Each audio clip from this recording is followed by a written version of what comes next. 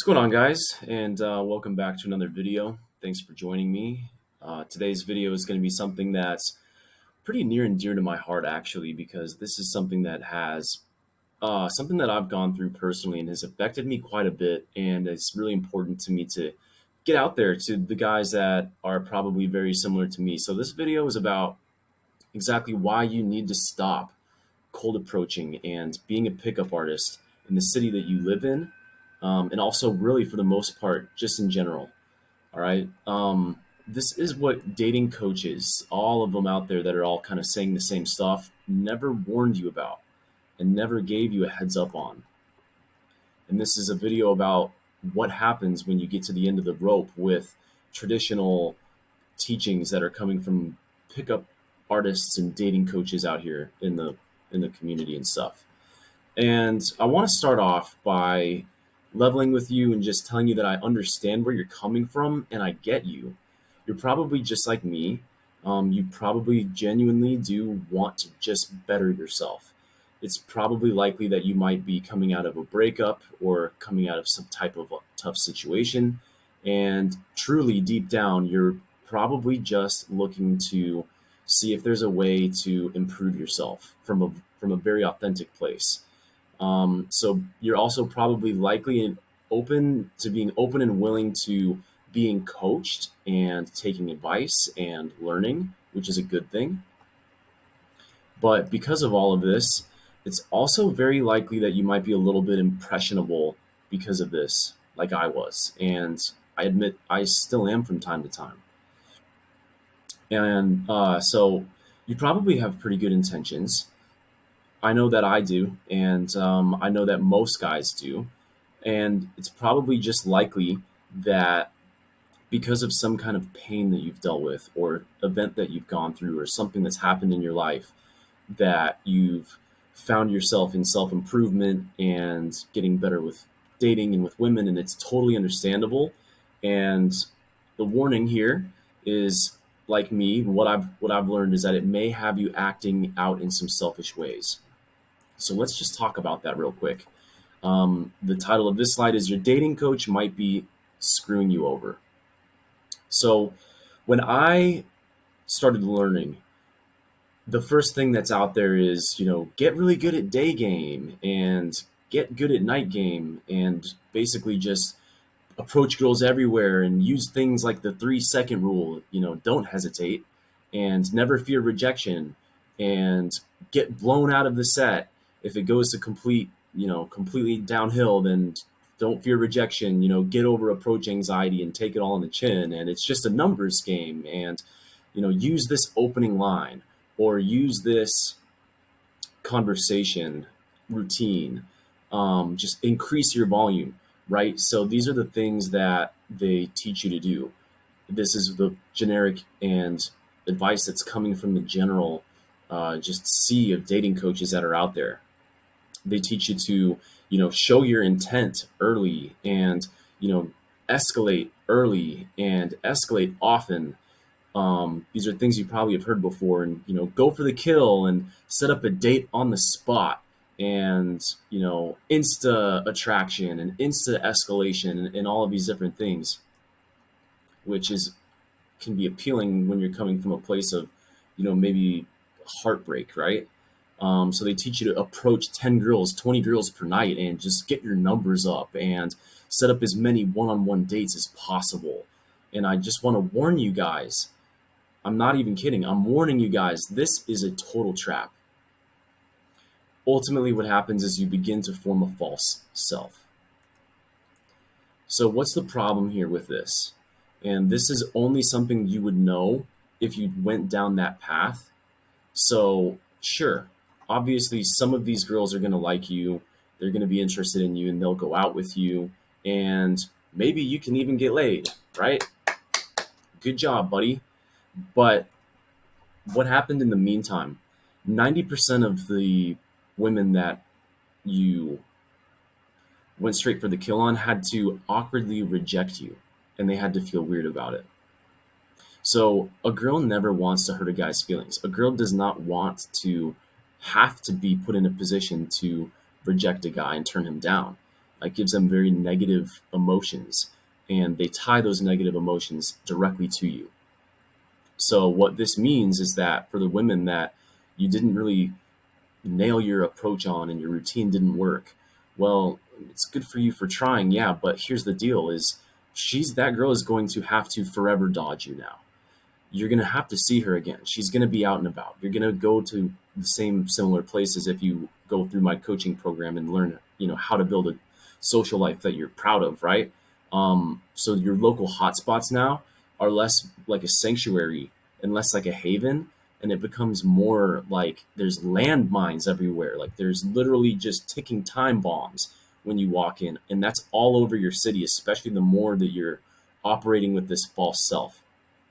And think about this. You're using the same inauthentic tactics on everybody. You're using the same text messaging scripts. You're using the same openers. You're doing the same stupid pickup games and routines, which I know it was supposed to help you and it was supposed to get you better with women. And, you didn't realize that you're just being selfish and you're just trying to get better. But what's happening is you're going to accidentally approach the same girl twice, maybe once in person or a different time on a dating app, or maybe you're going to approach a girl that you had just gotten rejected by her best friend the week later. You didn't know the correlation. You might not have remembered whether you talked to her or not before from a dating app, and you're using the same line on her friend 2 weeks later, and you don't even realize it, man. And it's because like you're operating under false pretenses. So this is what happens when you've tried your hand on, 500 girls in the last 6 months. If you follow the advice of making 20 approaches, 10 approaches per night, at that point, how are you supposed to know? How are you supposed to keep track of that type of thing? It's literally impossible. So here's the consequences, the dire consequences, is you're going to saturate your city with rejections, and people are going to catch on. You're going to end up getting put into the avoid category when women feel uncomfortable and they can't see you again. You're also going to get put into the creep category, which means you blew it with a specific girl. You made her feel uncomfortable. And once that's done, good luck getting her to think differently of you ever again or change her mind. It's almost impossible. There's never a second chance to make a first impression, man. She's going to tell her friends when she sees you out. She's going to extend this perception of you into her social circle. She's going to say things like, that's the guy. Oh, that guy, he's the one that tried to, take me out or get my number or said this really stupid, cheesy pickup line. So this is going to burn bridges. What you're doing is you burn the bridge with her, and she's going to be burning bridges for you with other people. And what's even worse, man, is that word gets around to important guys that for whatever course of their life, they don't have to use lines. I mean, they maybe already have a social life for whatever reason, and they hear about this, and it gets around. They're going to call you a womanizer. They're going to call you a player, a woman user, and that's more bridges burned. It's going to burn really important bridges that you cannot really recover from. You can get labeled as a loser and ultimately end up just signing your own social death sentence. You're never really going to be able to get included in anything ever again. And why is all of this negative stuff happening, and why did this happen? And it's just because basically people listen to dating advice that makes you think that the only objective to bettering yourself should be through trying to have success with women and seek that self-validation and seek whatever that void is that's inside of you.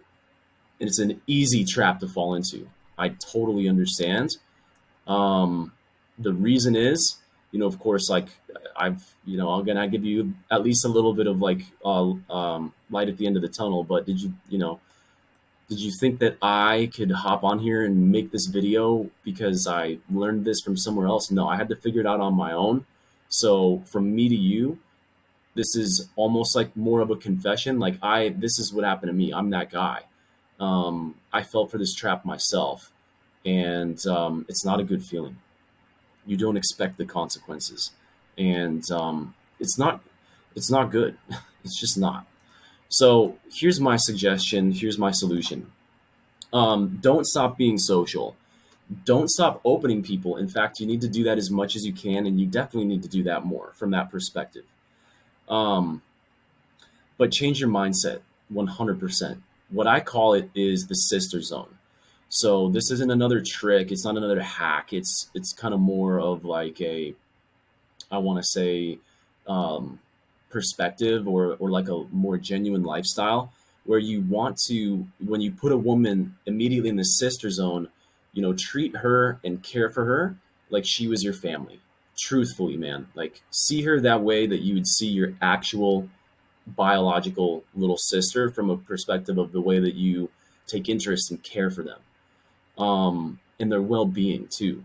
So this doesn't mean start simping, and that's why it has such a bad reputation. Is you can fall into another trap, right? Which is the being an ultra nice guy and starting to simp, but that's inauthentic because you're just trying to basically be a guy that is hoping to exchange favors, or niceties in exchange for sex, which is also inauthentic.